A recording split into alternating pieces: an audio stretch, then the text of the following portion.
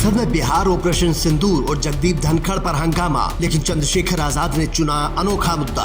सबकी अपनी डफली अपना राग और बच्चों के समर्थन में उतरे चंद्रशेखर आजाद तो सोशल मीडिया पर उड़ा मजाक। संसद में पहला मौका मिलते ही ये सवाल पूछेंगे चंद्रशेखर आजाद, हिल जाएगा लखनऊ, गुस्से से लाल होंगे सीएम योगी। संसद का मानसून सत्र शुरू होते ही पीएम मोदी जब विदेश यात्रा पर चले गए तो विपक्ष सरकार पर हमलावर हो गया। हर पार्टी की अपनी डफली अपना राग दिखाई देने लगा।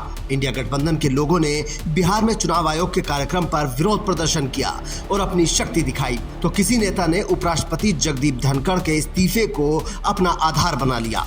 दूसरी तरफ कुछ नेता ऑपरेशन सिंदूर पर सरकार को घेरने की तैयारी में लगे हैं, लेकिन चंद्रशेखर आजाद ने सबसे अलग लाइन चुनी है और संसद में वो सवाल पूछने का फैसला किया है जो कोई नहीं पूछना चाहता। इसके पीछे का कारण राजनीतिक हो सकता है, लेकिन आजाद समाज पार्टी इसे घोर जनता का फैसला बता रही है। आप सोच रहे होंगे कि चंद्रशेखर आजाद ऐसा क्या करने वाले हैं, क्योंकि बिहार में वो भी चुनाव लड़ रहे हैं और वहाँ सारी विपक्षी पार्टियां चुनाव आयोग के पीछे हाथ धोकर पड़ी हैं। फिर चंद्रशेखर आजाद क्यों अलग लाइन ले रहे हैं और वो जगदीप धनखड़ के इस्तीफे पर सरकार को इतना क्यों नहीं घेर रहे हैं? तो इसके जवाब में चंद्रशेखर आजाद का कहना है कि माना ये सारे मुद्दे भी जरूरी हैं, लेकिन उत्तर प्रदेश में जो सरकार ने स्कूल मर्ज करने के नाम पर सरकारी स्कूलों को बंद करने का फैसला किया है वो सबसे बड़ा है, क्योंकि शिक्षा हर किसी का अधिकार है। चंद्रशेखर आजाद ने कहा कि जब एक वोट से सरकार गिर जाती है, एक वोट से हार जीत हो जाती है, तो फिर एक बच्चे की भी पढ़ाई अगर रुक जाती है तो इसकी जिम्मेदारी सरकार की नहीं होगी क्या? उन्होंने यूपी सरकार को ऑफर दिया कि अगर आप ये स्कूल नहीं चला पा रहे हैं तो भीम आर्मी को दे दीजिए, हम चला लेंगे। इसीलिए चंद्रशेखर आजाद संसद के बाहर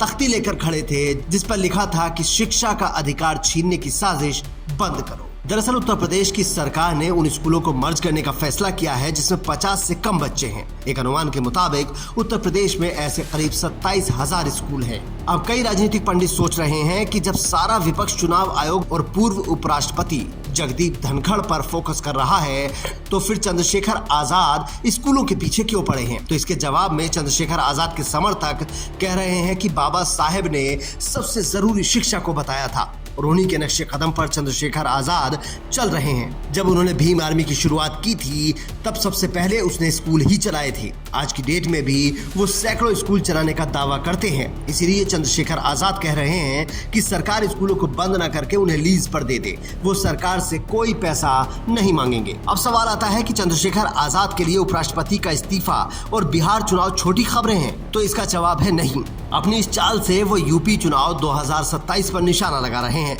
वो दावा कर रहे हैं कि जिन स्कूलों को योगी सरकार चलाने में नाकाम है वो उन्हें चलाकर दिखा सकते हैं। आपको क्या लगता है, क्या चंद्रशेखर आजाद सरकारी स्कूलों का कायाकल्प कर सकते हैं या फिर वो केवल एक दावा कर रहे हैं?